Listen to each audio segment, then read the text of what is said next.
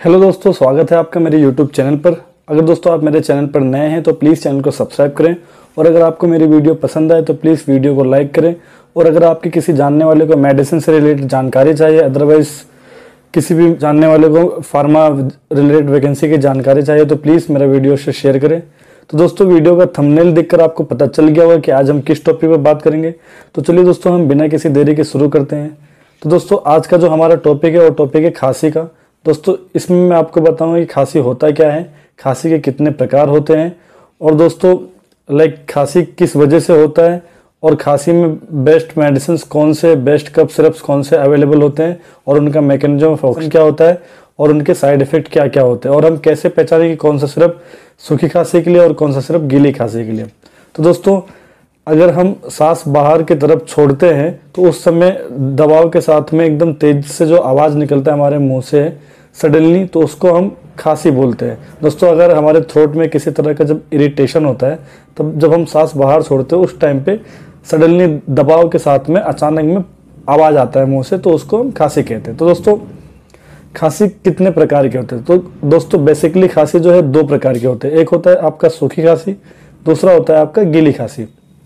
तो दोस्तों, आपका जो सूखा खांसी होता है ये क्यों होता है, इसके क्या क्या कारण होते हैं होने के? तो दोस्तों, नॉर्मली ये जो सूखी खांसी होता है ये एलर्जी की वजह से होता है, अदरवाइज आपको पॉल्यूशन, डस्ट, गंदगी ये सब की वजह से होता है। नहीं तो अगर आपके ट्रेकिया में किसी तरह का सूखापन आ जाए तो इस वजह से भी होता है। और दोस्तों, अगर आपके थ्रोट में किसी तरह का इरिटेशन होता है तो उस वजह से भी सूखी खांसी होती है। और अगर दोस्तों आपको किसी तरह का बैक्टीरियल इन्फेक्शन हो, अदरवाइज वायरल इन्फेक्शन हो, तो इसमें भी दोस्तों आपको सूखी खांसी होती है। तो दोस्तों, अब मैं आपको बताऊंगा कि गीली खांसी क्यों होता है। दोस्तों, गीली खांसी जो है ये भी अगर किसी तरह का आपको वायरल इन्फेक्शन हो, अदरवाइज बैक्टीरियल इन्फेक्शन हो, तब गीली खांसी आपको होती है। अगर आपको कोल्ड हो तो इस केस में भी आपको गीली खांसी होने के चांसेस होते हैं।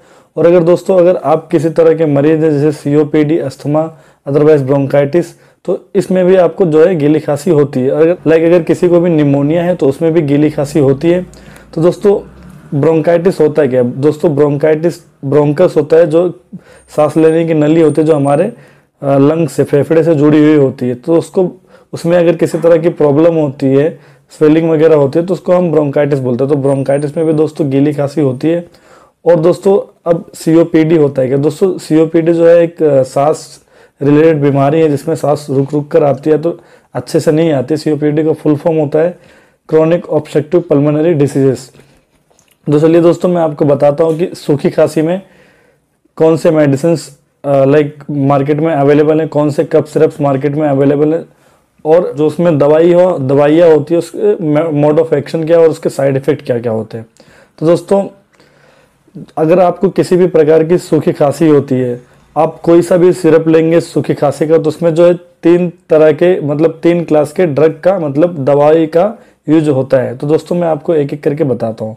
दोस्तों, जो पहला एकदम मेन दवा होता है सूखी खांसी में, उसको हम बोलते हैं दोस्तों एंटीटसिव, अदरवाइज कफ सप्रेजेंट। इसके अंदर जो मॉलिक्यूल आता है उसको हम बोलते हैं डेक्स्ट्रोमेथोर्फेन और लिवोड्रोप्रोपिजिन। तो दोस्तों, इसका जो मैकेनिज्म ऑफ एक्शन होता है ये कैसे होता है, ये काम कैसे करता है? दोस्तों, जो ये एंटीटसिव और कफ सप्रेजेंट है ये क्या करता है बेसिकली?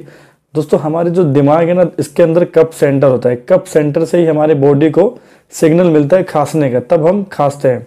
तो दोस्तों, ये कफ सप्रेजेंट है और एंटीटसिव ड्रग होता है, दवाइयाँ होती है। ये क्या करती है, आपके ब्रेन में जाके जो कफ सेंटर होता है उस पर किसी तरह का एबनॉर्मल एक्टिविटी चलता है, इस वजह से हमको खांसी आती है। तो दोस्तों, इस एबनॉर्मल एक्टिविटी को ये एंटीटसिव और कफ सप्रेजेंट ड्रग जो है बंद कर देती है, जिस वजह से हमको खांसी आना जो है बंद हो जाता है।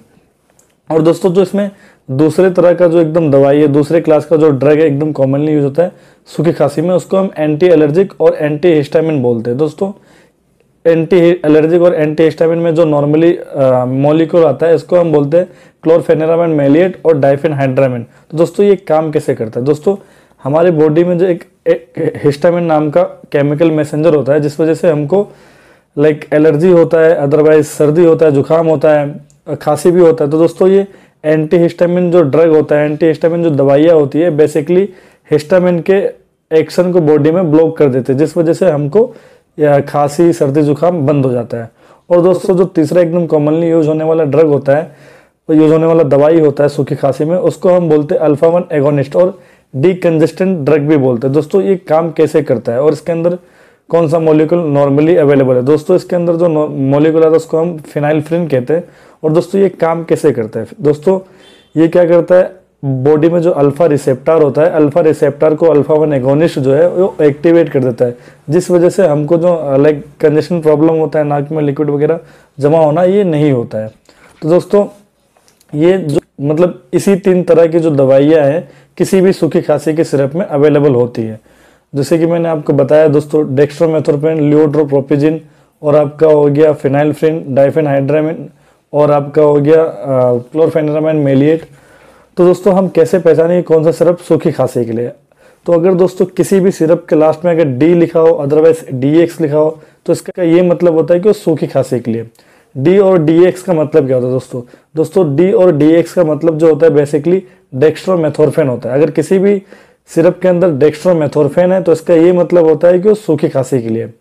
और अगर दोस्तों लाइक एक और मैंने आपको मॉलिक्यूल बताया एंटीटसी में, लियोड्रोप्रोपिजिन। दोस्तों जो लियोड्रोप्रोपिजिन है, इस मॉलिक्यूल का जो सिरप है बहुत कम अवेलेबल है मार्केट में। और दोस्तों ये जो लियोड्रोप्रोपिजिन होता है ये एज कम्पेयर टू डेक्स्ट्रोमेथोर्फेन ज़्यादा इफेक्टिव और ज़्यादा अच्छा माना जाता है एज पर द स्टडी। तो दोस्तों ये इसके जो ब्रांड है लाइक रेसवास डॉक्टर रेड्डी की और रेपेटस मैक्लियोड कंपनी की।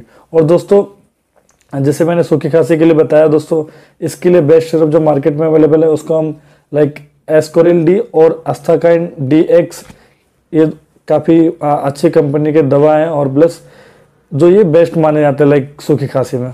तो चलिए दोस्तों अब मैं आपको बताता हूँ कि गीली खांसी में जो है किस तरह के ड्रग का यूज होता है, उसके मैकेनिज्म ऑफ एक्शन क्या है। तो दोस्तों जो गीली खांसी में, जैसे मैंने आपको बताया सूखी खांसी में 3 तरह के क्लास के ड्रग का यूज होता है बेसिकली। कोई भी खांसी का सिरप उठाएंगे सूखी खांसी को तो उसमें इन्हीं 3 तरह के क्लास के ड्रग का यूज होता है। तो दोस्तों ऐसे ही सेम गीली खांसी में भी 3 क्लास के ड्रग का यूज होता है मोस्टली।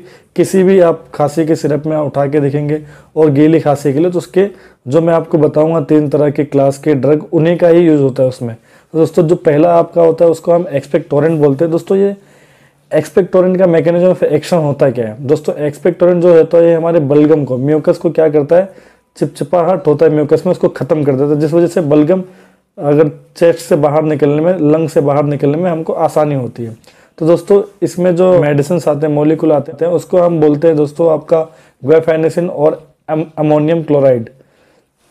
और दोस्तों आपका जो दूसरे क्लास का एकदम कॉमनली यूज होने वाला ड्रग होता है गीली खांसी में, उसको हम बोलते हैं ब्रोंकोडायलेटर। दोस्तों ब्रोंकोडायलेटर काम कैसे करता है दोस्तों, ब्रोंकोडायलेटर जो है ये हमारे ब्रोंकस को डायलेट कर देता है। दोस्तों क्या होता है, गीली खांसी में जो बलगम होता है, म्यूकस होता है, वो ब्रोंकस में चिपक जाता है, तो अदरवाइज ये चिपकने की वजह से जल्दी रिमूव नहीं होता है।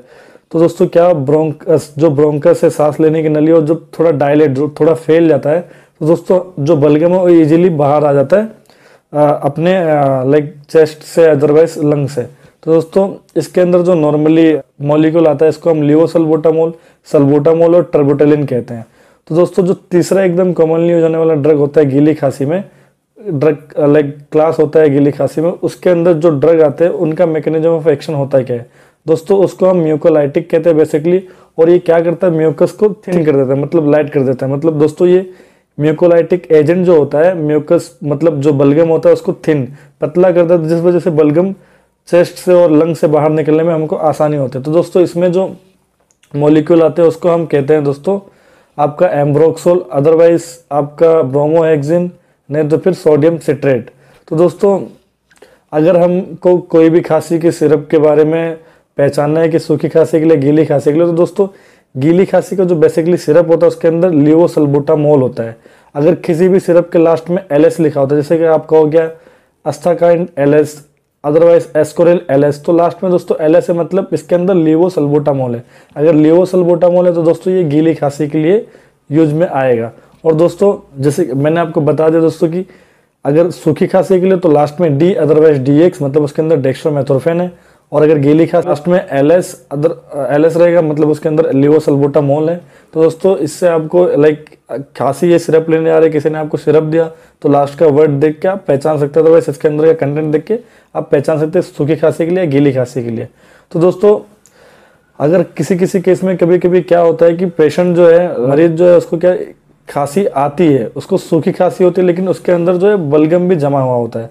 तो दोस्तों अगर बलगम चेस्ट में, लंग्स में जमा हुआ होता है तो उसके लिए आप गीली खांसी का सिरप ले सकते हैं। और आपको खांसी भी आ रही है तो आप उसमें दोस्तों डेक्स्ट्रोमेथोर्फेन की लॉजेंजस टैबलेट आती है अलेक्स नाम की, आप उसको यूज कर सकते हो। लाइक चुबलाने वाली टैबलेट होती है, उसके अंदर डेक्स्ट्रोमेथोर्फेन होती है। अगर आपको खांसी आ रही तो आप उसको चुबलाएंगे तो कफ सेंटर पे जाके एक्ट करेगा, जिस वजह से आपको खांसी आना बंद हो जाएगा और आपका जो लंग्स के अंदर बलगम जमा हुआ है वो भी क्लियर हो जाएगा। तो दोस्तों कोई भी, पहली बात तो मेडिसिन लेने से पहले आप मेडिकल प्रैक्टिशनर से एडवाइस लेने के बाद ही लेना, क्योंकि दोस्तों जैसे कि मैंने आपको बताया खांसी के अलग अलग रीजन्स होते हैं। अस्थमा भी होता है, सीओपीडी भी होता है।